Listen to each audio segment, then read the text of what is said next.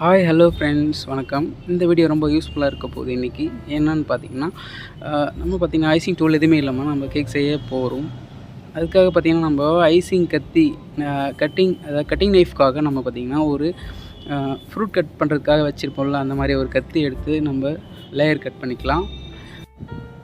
நம்ம வந்து piping back என்ன பண்ண போகிறோம்னு பார்த்திங்கன்னா, நம்ம பாலித்தீன் கவர் நம்ம வீட்டில் இருக்கலாம், அப்படி இல்லைனா பக்கத்தில் ஸ்டோரில் வாங்கிக்கலாம். அந்த பாலித்தீன் கவரில் நான் வந்து க்ரீம் ஆட் பண்ணிவிட்டு நான் இப்போ வந்து லேயர் பண்ண போகிறேன்.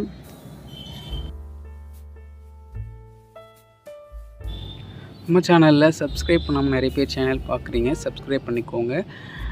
நான் வந்து பிளாக் ஃபாரஸ்ட் கேக் தான் செஞ்சிட்ருக்கேன். பிளாக் ஃபாரஸ்ட்டில் எப்போவுமே லேயரில் செரி கொடுப்போம். செரி நான் கொடுக்கல, choco syrup and choco chips கொடுத்துட்ருக்கேன். நம்ம ஐசிங் கத்திக்கு என்ன பண்ணுறதுன்னு பார்த்திங்கன்னா, தோசைக்கரண்டி இருக்கும் நம்ம வீட்டில். அந்த தோசைக்கரண்டி வச்சு நம்ம ஐசிங் பண்ணிக்கலாம். இப்போது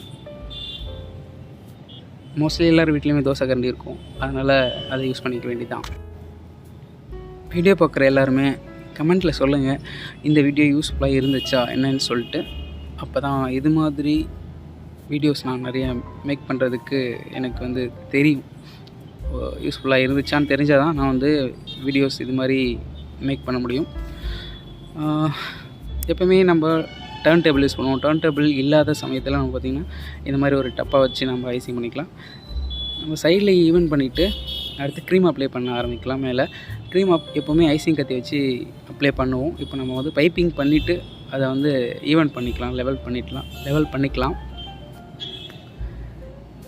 ஐசிங் கத்தியில் தான் நம்ம எப்போவுமே பண்ணுவோம். இப்போ வந்து பார்த்திங்கன்னா நம்ம அந்த தோசை கரண்டி வச்சு பண்ணுறதுக்கு வந்து அன்கம்ஃபர்டபுளாக இருந்ததுனால நான் ஃபஸ்ட்டு பைப்பிங் பண்ணிவிட்டு அதுக்கப்புறம் ஈவன் பண்ணுறதுக்கு மட்டும் நான் தோசை கரண்டி யூஸ் பண்ணுறேன்.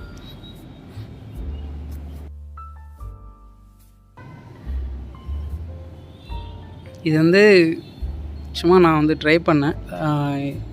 பிகினராக இருந்தீங்கன்னா, புதுசாக ட்ரை பண்ணுறீங்க அப்படின்னா அவங்களுக்கு ரொம்ப யூஸ்ஃபுல்லாக இருக்கும்னு நினைக்கிறேன்.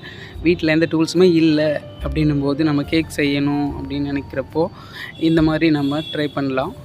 அதுக்காக இது யூஸ்ஃபுல்லாக இருக்கலாம்.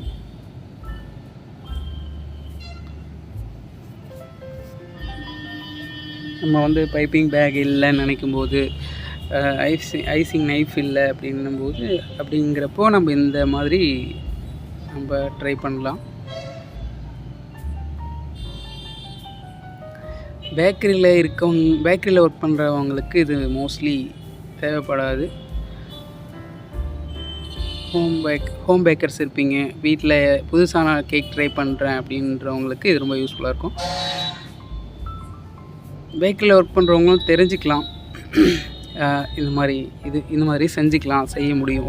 ஏதோ ஒரு இடத்துல இருக்கும், திடீர்னு ஒரு கேக் செய்யணும்னு நினைக்கும்போது நமக்கு ரொம்ப யூஸ்ஃபுல்லாக இருக்கும். சைட் பார்டர் பார்த்திங்கன்னா அதே பைப்பிங்கில் நான் பண்ணியிருக்கேன். நல்லாவே வந்திருக்கு.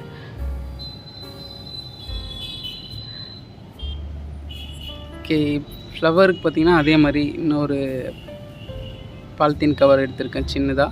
சின்னதாக எடுத்துகிட்டு அதில் டபுள் கலர் நான் போட்டிருக்கேன். லைட்டாக பெயிண்ட் பண்ண மாதிரி கட் பண்ணிட்டோன்னா அடுத்தது அதில் பார்த்திங்கன்னா ஃப்ளவர் அழகாக வரும் நமக்கு.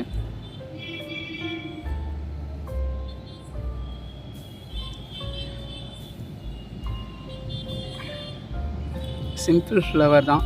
நம்மக்கிட்ட எந்த டூலுமே இல்லாதப்போ இந்த மாதிரி நம்ம ட்ரை பண்ணிக்கலாம். சூப்பராக சிம்பிளாக இருந்தாலும் நல்லாயிருக்கும் ஃப்ளவர் இது கூட.